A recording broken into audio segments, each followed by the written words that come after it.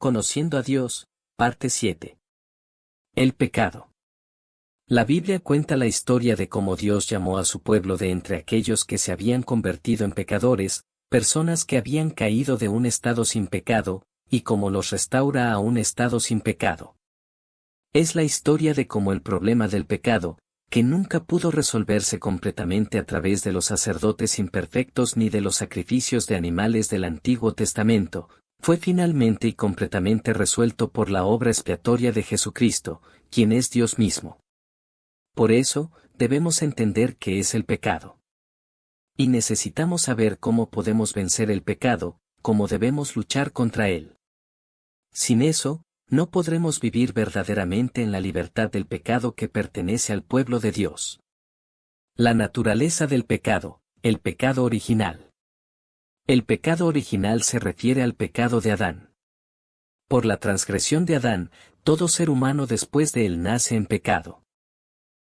Sus descendientes no se convirtieron en pecadores por cometer actos individuales de pecado. Nacieron pecadores por causa de Adán. Pero la transgresión no puede compararse con la gracia. Pues si por la transgresión de uno solo murieron muchos, cuanto más la gracia de Dios y el don que vino por la gracia de un solo hombre, Jesucristo, abundaron para muchos. Porque si por la transgresión de un solo hombre reinó la muerte, cuanto más reinarán en vida por medio de un solo hombre, Jesucristo, los que reciben la abundante provisión de la gracia y del don de la justicia. Así que, como una sola transgresión resultó en condenación para todos, también un solo acto de justicia resultó en justificación y vida para todos. Porque así como por la desobediencia de un solo hombre muchos fueron constituidos pecadores, así también por la obediencia de uno solo muchos serán constituidos justos. Adán y Eva fueron creados sin pecado, pero con la capacidad de pecar. No eran perfectos, y el Edén tampoco era un lugar perfecto. Al final, Adán y Eva pecaron, y desde ese momento, todos sus descendientes han nacido con pecado original, pecadores desde el nacimiento. Su caída comenzó con desobediencia. Y todos los distintos tipos de pecado que se propagaron después en la humanidad crecieron a partir del orgullo humano. Así que debemos entender que nacimos en pecado, que incluso desde el vientre de nuestra madre ya éramos pecadores. No nos convertimos en pecadores porque pecamos. Pecamos porque ya somos pecadores. Esto es algo que debemos recordar profundamente en el corazón. El fruto del pecado, el pecado personal. El pecado personal se refiere a los actos cometidos por alguien que ya es pecador a causa del pecado original. En otras palabras, si el pecado original es la raíz, entonces el pecado personal es el fruto que brota de esa raíz. Lo importante aquí es entender esto: un pecador no puede entrar en el reino de los cielos. Y por pecador aquí, nos referimos a alguien que lleva el pecado original. No son nuestros pecados personales los que nos impiden entrar al cielo. Ese pecado original, algo que no cometimos y que, por tanto, no podemos resolver por nuestra cuenta, ya ha sido resuelto eternamente por la obra expiatoria de Jesucristo. Por supuesto, la expiación de Cristo cubre tanto el pecado original como el pecado personal. Pero mientras que el pecado original fue perdonado de una vez y para siempre, el pecado personal continúa manifestándose en la vida de aquellos que ya han sido perdonados y hechos hijos de Dios. Tipos de pecado. La Biblia habla de muchos tipos de pecado. Dependiendo de los idiomas originales de las Escrituras y de las limitaciones de la traducción, puede haber algunas diferencias en cómo se categorizan o se describen estos pecados. Pero lo que importa es esto: hay muchos tipos de pecado que aparecen en nuestra vida diaria. Aquí están algunos de los pecados que menciona la Biblia: maldad, asesinato, engaño, chismes, envidia, malicia, falso testimonio, orgullo, arrogancia, odio a Dios, crueldad, infidelidad, necedad, ingratitud, impiedad, desobediencia a los padres, amor al dinero, amor propio, jactancia, calumnia, falta de amor, brutalidad, odio a lo bueno, falta de perdón, falta de dominio propio, traición, lujuria, amor por el placer, impureza, malos deseos, pasiones, vanidad, imprudencia, avaricia, llenura de maldad, lenguaje vergonzoso, ira, furia, difamación, inmoralidad sexual, rencor, arrebatos de ira, amargura, gritos, impureza, chistes obscenos, palabras necias, lascivia, enemistades, divisiones, pleitos, hechicería, herejías, desenfreno, codicia, homosexualidad, injusticia, robo, adulterio, maldad, sensualidad, engaño, fornicación, idolatría, insultos, estafas, embriaguez, codicia, contienda. ¿Quién entre nosotros puede decir que está libre de todos estos pecados? Las categorías del pecado. La Biblia clasifica el pecado en 3 tipos principales. Estas categorías reflejan la forma en que Satanás tentó a Eva mediante la serpiente, la manera en que probó a Jesús, y las tentaciones que los creyentes enfrentan continuamente en este mundo. Cuando la mujer vio que el fruto del árbol era bueno para comer, agradable a los ojos, y deseable para alcanzar sabiduría, tomó de su fruto y comió. Luego le dio a su esposo, que estaba con ella, y él también comió. Entonces Jesús fue llevado por el Espíritu al desierto para ser tentado por el diablo. Después de ayunar 40 días y 40 noches, tuvo hambre. Y el tentador se le acercó y le dijo, si eres hijo de Dios, di que estas piedras se conviertan en pan. Jesús le respondió, escrito está, no solo de pan vivirá el hombre, sino de toda palabra que sale de la boca de Dios. Luego el diablo lo llevó a la ciudad santa, lo puso en la parte más alta del templo y le dijo, si eres hijo de Dios, tírate abajo, porque escrito está, Él mandará a sus ángeles que te cuiden. Jesús le contestó, también está escrito, no pondrás a prueba al Señor tu Dios. Después lo llevó a un monte muy alto, y le mostró todos los reinos del mundo y su esplendor. Y le dijo, todo esto te daré si te postras y me adoras. Jesús le dijo, vete, Satanás. Porque escrito está, al Señor tu Dios adorarás y solo a Él servirás. Entonces el diablo lo dejó, y unos ángeles vinieron a atenderlo. Porque todo lo que hay en el mundo, los deseos de la carne, los deseos de los ojos, y la arrogancia de la vida, no proviene del Padre, sino del mundo. Juan llama a estas 3 categorías, los deseos de la carne, los deseos de los ojos y la arrogancia de la vida. Las 3 son importantes, pero en especial los deseos de los ojos, que muchas veces actúan como una puerta de entrada al pecado.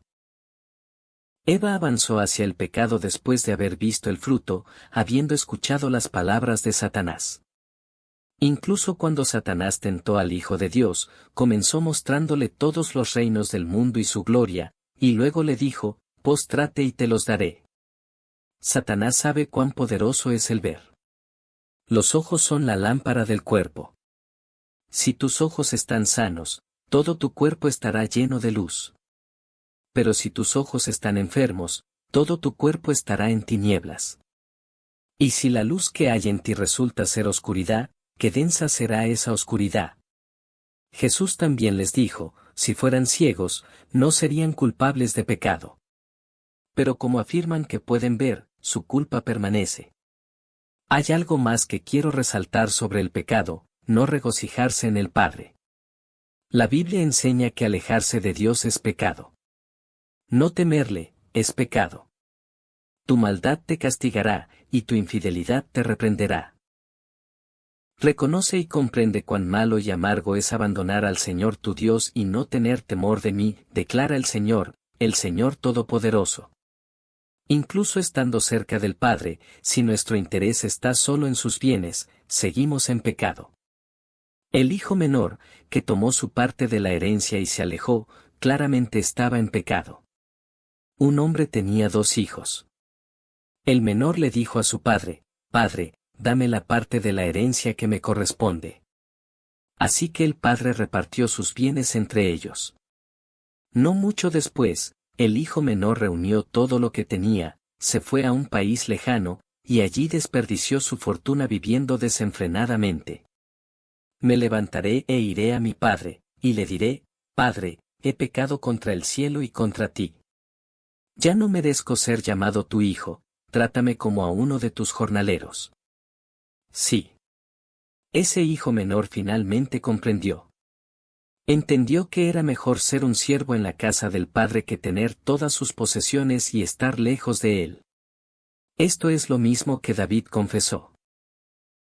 Una sola cosa le pido al Señor, y es lo único que deseo, habitar en la casa del Señor todos los días de mi vida, para contemplar la hermosura del Señor y recrearme en su templo. Y así como el hijo menor se alejó, el hijo mayor, que permanecía en la casa, pero solo se interesaba por los bienes del padre, también estaba en pecado. Él sabía que el corazón del padre estaba dolido por el hijo que se fue. Pero no participó de la alegría del padre. Su atención seguía centrada en lo material. El hijo mayor se enojó y no quiso entrar. Entonces su padre salió a suplicarle. Pero él respondió, mira. Todos estos años he trabajado como un esclavo para ti y jamás desobedecí tus órdenes.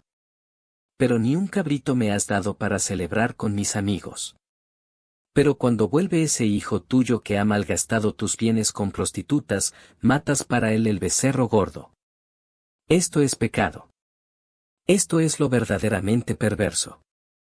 Esta es la lucha que enfrentamos. La lucha por alegrarnos no en lo que Dios nos da, sino en Dios mismo. La lucha por regocijarnos no en que se cumplan nuestros deseos, sino en que se cumpla la voluntad de Dios. La manifestación y el progreso del pecado. Desde una perspectiva bíblica, el pecado puede aparecer en 4 formas. Primero, el pecado que se comete y se expone. Es decir, se ha llevado a cabo un acto pecaminoso y ha salido a la luz. El mundo ve a esta persona como un pecador. Segundo, el pecado que se comete pero permanece oculto. La persona ha pecado, pero no ha sido descubierto. El mundo no lo llama pecador, pero la Biblia sí. David es un claro ejemplo. Cuando tomó a Betsabé, la esposa de Urías, y luego lo hizo matar, todo parecía una tragedia. Pero la Escritura no se deja engañar. Cuando la esposa de Urías supo que su esposo había muerto, hizo duelo por él. Después del luto, David la llevó a su casa y ella fue su esposa y le dio un hijo. Pero lo que David había hecho desagradó al Señor. Fue por medio del profeta Natán que David pudo confesar. Entonces David le dijo a Natán, he pecado contra el Señor. Tercero, el pecado no cometido en acción, pero sí en el corazón. No se ha realizado el acto, por lo tanto no hay evidencia externa. El mundo no ve pecado, pero Dios sí. Jesús lo dejó muy claro. Ustedes han oído que se dijo, no cometas adulterio. Pero yo les digo que cualquiera que mira a una mujer con deseo ya ha cometido adulterio con ella en su corazón. Cuarto, el estado en que no hay ni acción ni intención de pecar. A simple vista, esa persona parece justa. Pero la Biblia aún la llama pecadora. Y esto debemos recordar con todo el corazón, no somos pecadores porque pecamos, pecamos porque ya éramos pecadores. Aunque no haya aún pensamientos ni acciones, todo ser humano nacido después de Adán y Eva ya lleva en sí el potencial de pecar. Solo es cuestión de quien piensa y actúa primero. Por eso, a través de su pecado con Betsabé y Urías, David llegó a reconocer: yo sé bien que soy pecador de nacimiento, pecador desde el seno de mi madre. La progresión del pecado. Cuando se siembra una semilla en la tierra, eventualmente brota, crece un tallo, se convierte en árbol, y da fruto según su especie. El pecado actúa de la misma manera. Como ya hemos visto, hay muchos tipos de pecado. Pero todos crecen de una misma rama y brotan de una misma raíz. Toda acción pecaminosa, todo pecado personal, proviene de la raíz llamada pecado original. Para los que pertenecen a Cristo, los que han recibido la gracia de la redención por la sangre de Jesucristo, este problema del pecado original, que nadie pudo resolver por sí mismo, ya ha sido tratado.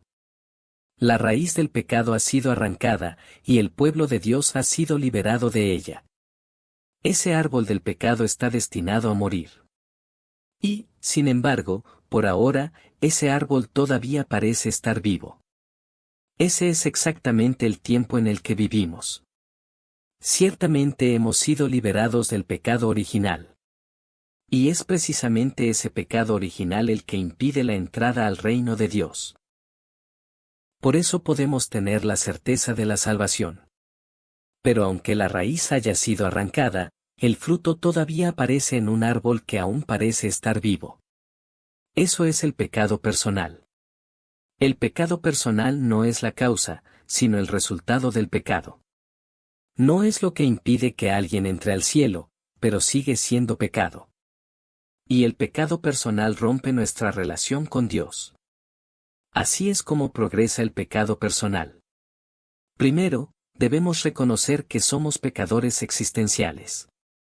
Los seres humanos llevan dentro de sí la capacidad de pecar en cualquier momento. Nadie en este mundo puede decir con sinceridad, nunca he pecado, o jamás pecaré. Nadie puede tener tal seguridad. Segundo, el pecado entra por nuestros pensamientos. Aún no ha echado raíz en el corazón, pero ya ha llegado a nuestra conciencia. Esta etapa es difícil y dolorosa para el corazón. La lucha contra el pecado debe librarse aquí. Si dejamos pasar este momento, la lucha será más dura. Es como un pájaro que vuela sobre tu cabeza y empieza a hacer nido, es ahí cuando hay que espantarlo. Los que viven conforme a la carne fijan la mente en los deseos de la carne, en cambio, los que viven conforme al Espíritu, en los deseos del Espíritu. La mente gobernada por la carne es muerte, pero la mente gobernada por el Espíritu es vida y paz. La mente gobernada por la carne es enemiga de Dios, pues no se somete a la ley de Dios, ni puede hacerlo. Los que viven según la carne no pueden agradar a Dios. Ya que han resucitado con Cristo, busquen las cosas de arriba, donde está Cristo sentado a la derecha de Dios. Concentren su atención en las cosas de arriba, no en las de la tierra. Pues ustedes han muerto, y su vida está escondida con Cristo en Dios. Tercero, el pecado entra en el corazón. Ya no se trata solo de un pensamiento, ya se ha arraigado. Es como si el pájaro hubiera hecho nido y estuviera a punto de poner huevos. En esta etapa, la lucha interior se intensifica. Entre muchos ejemplos de frutos del pecado, el odio lleva al asesinato, y el simple deseo lleva al adulterio. Aunque haya pasado mucho tiempo, no es demasiado tarde para luchar espiritualmente. Debes cuidar tu corazón. Sobre toda cosa guardada, guarda tu corazón, porque de él mana la vida. Jesús dijo. También ustedes siguen sin entender, ¿no se dan cuenta de que todo lo que entra por la boca va al estómago y después se elimina? Pero lo que sale de la boca viene del corazón, y eso es lo que contamina a la persona. Porque del corazón salen los malos pensamientos, los homicidios, los adulterios, la inmoralidad sexual, los robos, los falsos testimonios y las calumnias. Cuarto, el pecador existencial, habiendo albergado el pecado en el pensamiento y el corazón, termina actuando si no lo domina. A veces, los actos pecaminosos brotan repentinamente después de una corta lucha interna. Otras veces, el pecado se lleva en silencio en el corazón durante mucho tiempo y finalmente se manifiesta. Dependiendo de si la acción es conocida por otros o no, el mundo juzgará de forma distinta. Pero la Escritura no hace esa distinción, claramente lo llama pecado, y al que lo comete, pecador. Y aunque el pecado ya se haya cometido, debemos reconocer nuestra culpa, confesar que no somos justos, y luchar nuevamente para apartarnos de ese pecado. Por eso la Escritura insiste en que sigamos luchando contra el pecado. No se dejen engañar, las malas compañías corrompen las buenas costumbres, vuelvan en sí como conviene, y dejen de pecar. En la lucha contra el pecado, aún no han resistido hasta derramar su sangre.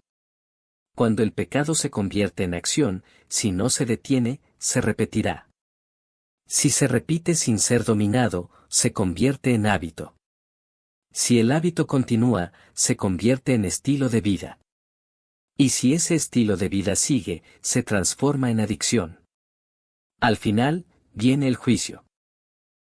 Porque la paga del pecado es muerte, mientras que el don de Dios es vida eterna en Cristo Jesús nuestro Señor. Después, cuando el deseo ha concebido, da a luz el pecado, y el pecado, una vez que ha sido consumado, da a luz la muerte. No hay justo, ni uno solo. La Biblia dice claramente que incluso si alguien guarda toda la ley, pero tropieza en un solo punto, es culpable de quebrantarla toda. Porque el que cumple toda la ley pero falla en un solo punto ya es culpable de haberla quebrantado toda. Pues el que dijo, no cometas adulterio, también dijo, no mates. Así que si no cometes adulterio pero si matas, ya has quebrantado la ley. Jesús fue aún más lejos y dijo que el pecado no es solo acción, sino también lo que hay en el corazón. Han oído que se dijo a sus antepasados, no mates, y todo el que mate será condenado. Pero yo les digo que todo el que se enoje contra su hermano será condenado. También, cualquiera que insulte a su hermano será llevado ante el tribunal. Y el que lo maldiga será expuesto al fuego del infierno. Así que nadie está libre de pecado. La Biblia lo declara claramente. No nacimos justos y luego nos hicimos pecadores, nacimos pecadores, y seguimos siéndolo hoy. Debemos comprender profundamente que todo lo que hacemos, lo que pensamos, lo que sentimos, lo que hacemos, está manchado por el pecado. El Señor vio que la maldad del ser humano en la tierra era muy grande, y que todos los pensamientos de su corazón estaban inclinados solo al mal todo el tiempo. Al Señor le dolió haber hecho al ser humano en la tierra, y le pesó en el corazón. El Señor percibió el aroma agradable y dijo en su corazón, nunca más volveré a maldecir la tierra por culpa del hombre, aunque todo lo que piensa el ser humano desde su niñez es inclinado al mal. No hay excepción a esta trágica realidad. La Escritura lo dice así. Dice el necio en su corazón, no hay Dios. Están corrompidos, sus obras son detestables, no hay nadie que haga el bien. El Señor observa desde el cielo a toda la humanidad, para ver si hay alguien que entienda, alguien que busque a Dios. Todos se han descarriado, todos por igual se han corrompido, no hay nadie que haga lo bueno, no hay ni uno solo. Dice el necio en su corazón, no hay Dios. Están corrompidos, y sus acciones son detestables, no hay quien haga lo bueno. Dios observa desde el cielo a toda la humanidad para ver si hay alguien que entienda, alguien que busque a Dios. Todos se han desviado, todos se han corrompido, no hay nadie que haga lo bueno, no hay ni uno solo. Ciertamente no hay en la tierra ningún justo que haga el bien y nunca peque.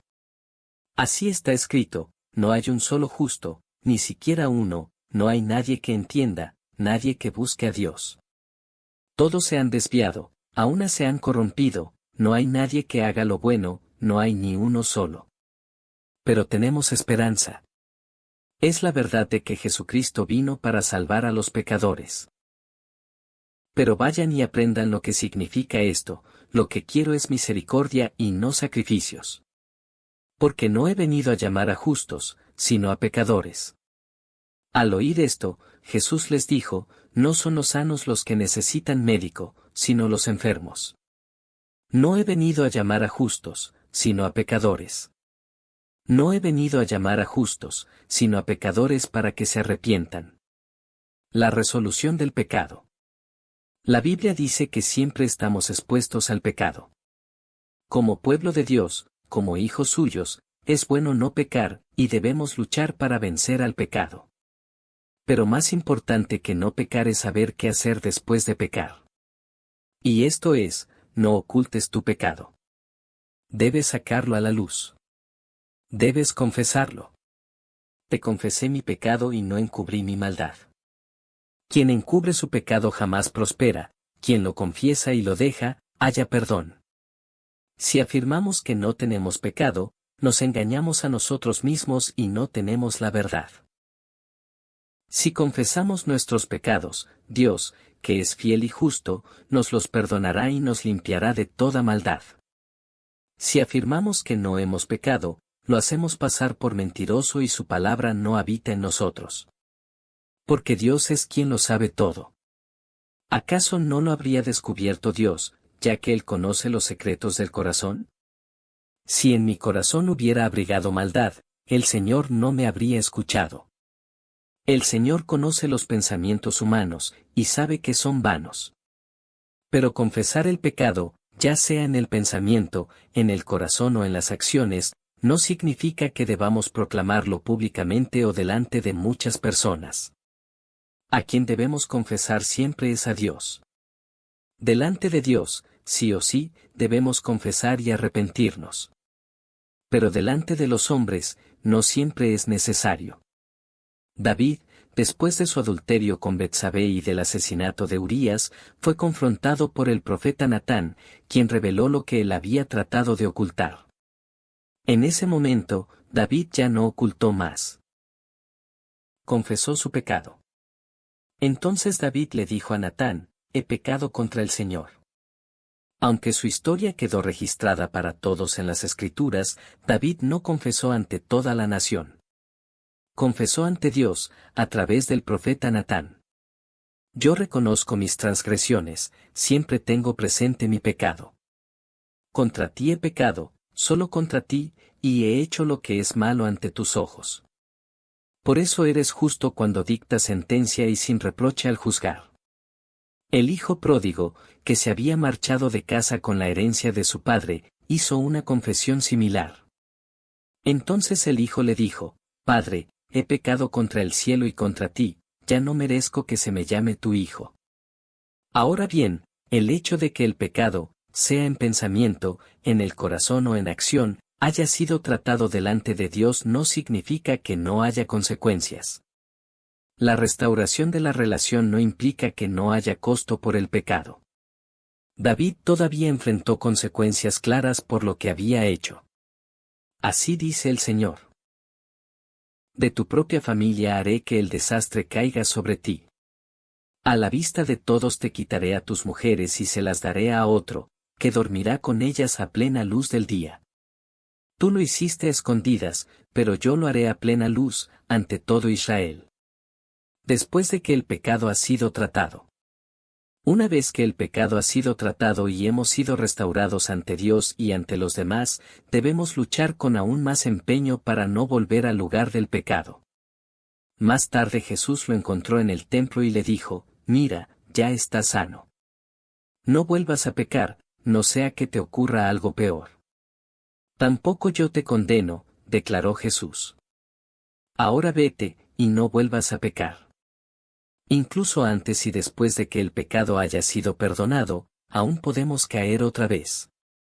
Pero como ya vimos, no debe convertirse en un patrón repetido. Especialmente los pecados cometidos con conocimiento, lo que la Escritura llama pecados voluntarios, no deben repetirse. Porque el pecado no tendrá dominio sobre ustedes, porque ya no están bajo la ley sino bajo la gracia. Ninguno que permanece en él sigue pecando. Ninguno que sigue pecando lo ha visto ni lo ha conocido. El que practica el pecado es del diablo, porque el diablo ha estado pecando desde el principio. El Hijo de Dios fue enviado precisamente para destruir las obras del diablo.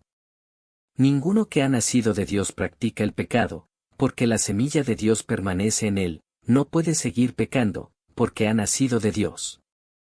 Sabemos que el que ha nacido de Dios no está en pecado. Aquel que nació de Dios lo protege, y el maligno no lo toca. Los que son de Cristo Jesús han crucificado la naturaleza pecaminosa, con sus pasiones y deseos. Pero debemos entender lo que realmente significa esta expresión: no peca. No significa que nos hayamos convertido en personas incapaces de pecar. Por supuesto, en el reino perfecto de los cielos al que entraremos, no habrá pecado. Ni siquiera la posibilidad de pecar. Pero por ahora, mientras aún vivimos en este mundo, aunque hemos sido salvados por la obra expiatoria de Jesucristo, seguimos cargando con la posibilidad de pecar. La diferencia es que ahora tenemos la capacidad de vencerlo. Así que, cuando la Escritura dice no peca, significa que ya no vivimos como esclavos del pecado. Significa que no caminamos deliberadamente, habitualmente ni continuamente en el pecado. Por eso David clamaba por ser librado de ese tipo de pecado. Guarda además a tu siervo de pecados deliberados, no dejes que me dominen. Así estaré libre de culpa y limpio de gran pecado.